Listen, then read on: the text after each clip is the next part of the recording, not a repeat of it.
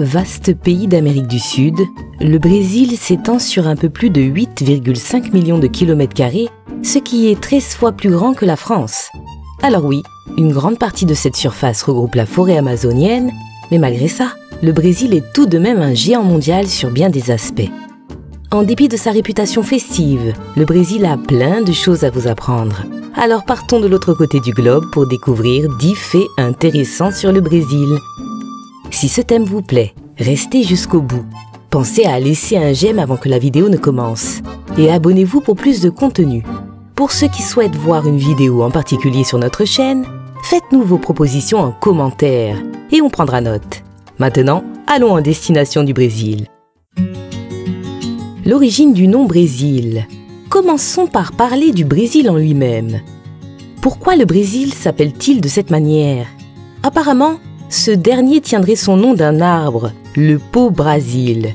Cet arbre était en fait très abondant sur le territoire lorsque les colons portugais ont découvert le pays. Ils ont alors décidé de le baptiser Brésil dans les années 1500. Avant de porter ce nom, le Brésil s'est d'abord vu comme Terra de Santa Cruz, car les Portugais pensaient être atterris sur une île. Ce n'est qu'un peu de temps plus tard que le pau-brasil donna son nom au pays et est devenu l'objet d'un commerce avec les Indiens. La teinte de rouge profond fournie par l'arbre était plutôt demandée à l'époque, car elle servait à teindre des vêtements ou à faire de la peinture. Voilà un nom simple aux origines amusantes.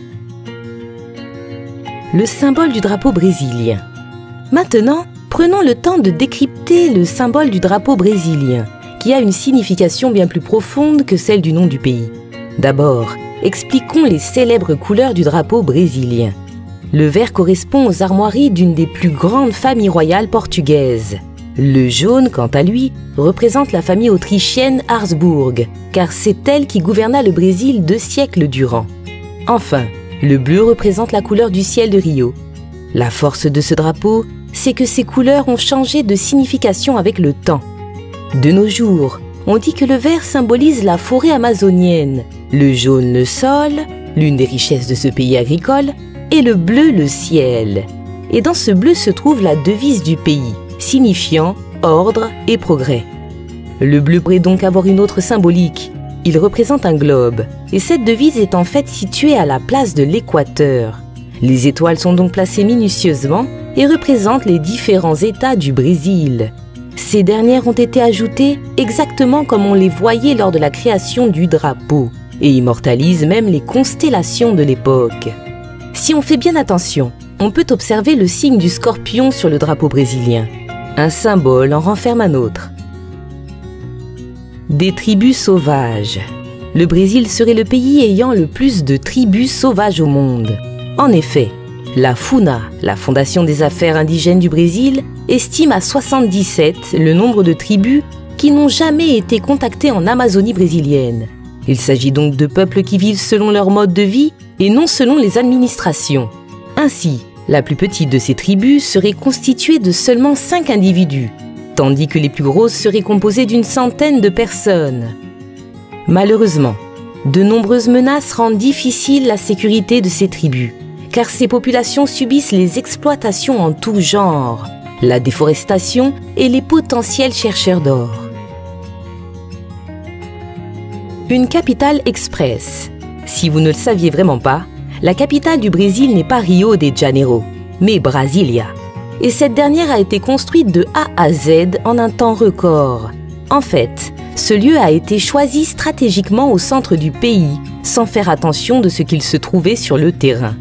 Il s'avère que l'emplacement était une savane complètement déserte. Le but de construire une capitale de cette manière était de mettre un terme aux rivalités entre les 2 plus grandes villes du pays, Rio de Janeiro et Sao Paulo. Ainsi, Brasilia est née en 1960, et ce au bout de 1000 jours pile de travail. Ça revient à un peu moins de 3 ans de construction en tout. C'est vraiment un délai record pour construire une capitale entière à partir de rien. Le chantier a donc été initié par Lúcio Costa, qui s'est permis des petites extravagances au niveau de la structure. Car Brasilia a une forme d'avion vu du ciel. On ne sait pas si ce choix de construction était volontaire, mais en tout cas, le centre politique de la capitale se trouve même à l'emplacement de devant, comme pour faire référence au cockpit de l'avion. Une loi pour les prisonniers. Ça fait longtemps qu'on n'a pas cité de loi loufoque dans nos vidéos. Alors autant y remédier avec une loi tout de même assez amusante du Brésil.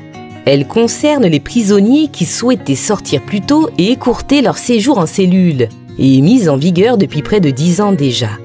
Cette loi est connue sous le nom de rédemption à travers les études et consiste à dire que les prisonniers peuvent réduire leur peine en lisant. De ce fait, si un prisonnier brésilien compte réduire sa peine, il doit lire un livre et écrire un carnet de lecture dessus. À chaque livre lu, le détenu réduit sa peine de 4 jours. Mais attention, cette loi n'est pas infaillible et fonctionne seulement en raison de 12 livres par an.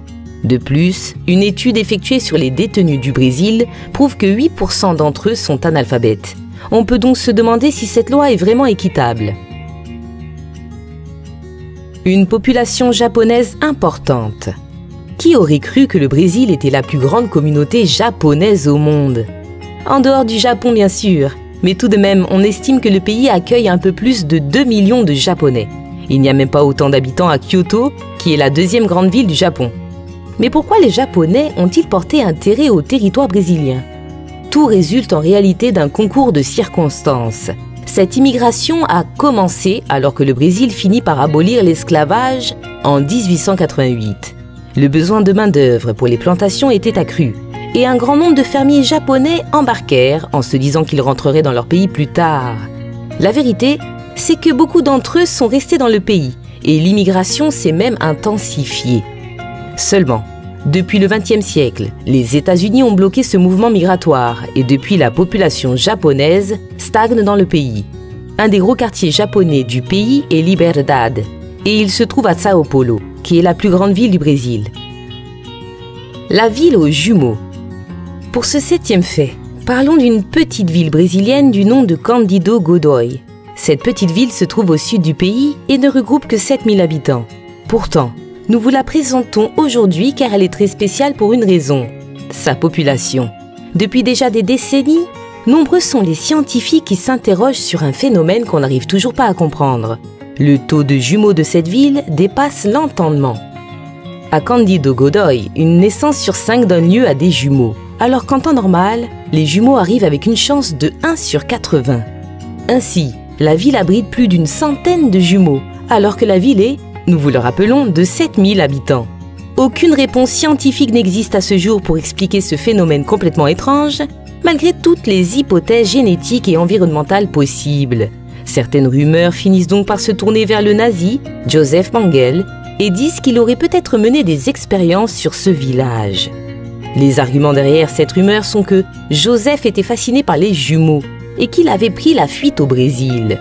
Néanmoins, cela ne reste qu'une rumeur, et le taux de jumeaux incroyablement élevé de cette ville reste toujours inexpliqué à ce jour. L'île interdite. Au Brésil, une île en particulier est strictement interdite d'accès. Elle s'appelle l'île de Queimada Grande et se trouve à une trentaine de kilomètres du littoral en face de Sao Paulo. Mais pourquoi interdire l'accès à une île qui, en plus de ça, est proche de Sao Paulo? La raison est simple. C'est l'île qui a la plus grande concentration au monde de serpents. On trouve 5 serpents au mètre carré. Ils sont absolument partout, dans les arbres, sur le sol, sous terre et même dans l'ancien phare, qui bien sûr a été déserté. Mais il ne s'agit pas de n'importe quel serpent. Les espèces qui y vivent sont parmi les plus dangereuses au monde, comme le jararaca. Le venin de certaines pourrait même faire fondre la chair humaine. Il n'est donc pas étonnant que l'île soit complètement interdite et qu'on n'y trouve rien d'autre que des serpents. C'est leur territoire. Les seules personnes ayant accès à l'île de Queimada Grande sont les scientifiques de l'Institut Butantan. Celui-ci, basé à Sao Paulo, effectue des recherches sur le venin des serpents. Il y a largement de quoi faire avec une île comme ça à disposition. Une énorme termitière. Allez, voyons encore un peu des faits insolites sur les animaux du Brésil, car ils n'ont vraiment rien à voir avec tout ce dont on a pu parler dans cette série de vidéos. Les faits se déroulent dans la région de Fortaleza, au nord-est du pays. C'est là que des chercheurs ont remarqué des amas de terre hauts de plus de 2,50 m. Curieux de comprendre d'où venait cet édifice naturel, les chercheurs se sont aperçus que c'était en fait une termitière géante. Elle mesure plus de 230 000 km², soit la taille de la Grande-Bretagne. Vous vous rendez compte? Pour vous donner une idée par rapport à la France, une telle surface représente la moitié de la zone métropolitaine transformée en termitière. C'est tout simplement énorme. Et on comprend que cette termitière soit si grande, car elle daterait de plus de 4000 ans. Malgré ça, cette construction naturelle est toujours habitée et a été entièrement creusée par les insectes. Une candidate spéciale. Voilà le dernier fait qui a également pour thème les animaux, mais cette fois-ci au cœur de la politique du Brésil. Comment cela est-il possible? Eh bien c'est simple, quand on fait face à des problèmes de corruption au Brésil, rien de mieux que de faire appel à une solution inespérée. C'est de cette manière que Cacareco, une femelle rhinocéros du zoo de Sao Paulo, a été portée candidate aux élections municipales de 1958. Et le plus fou dans cette histoire, c'est qu'elle a écrasé le second candidat, en gagnant 100 000 voix en tout. Pour des raisons évidentes, le rhinocéros n'a pas pris ses fonctions et un nouveau vote a eu lieu la semaine d'après. Cacareco est quand même entré dans l'histoire, si bien que son crâne est exposé au musée de Sao Paulo en guise de souvenir. Alors, quel est le fait qui vous a laissé sans voix? Dites-nous tout ça dans l'espace commentaire. Si cette vidéo vous a plu, ne partez pas sans mettre un like et abonnez-vous à notre chaîne Faits Divers TV pour plus de vidéos. On vous dit merci d'avoir regardé et on espère vous revoir très vite sur la chaîne.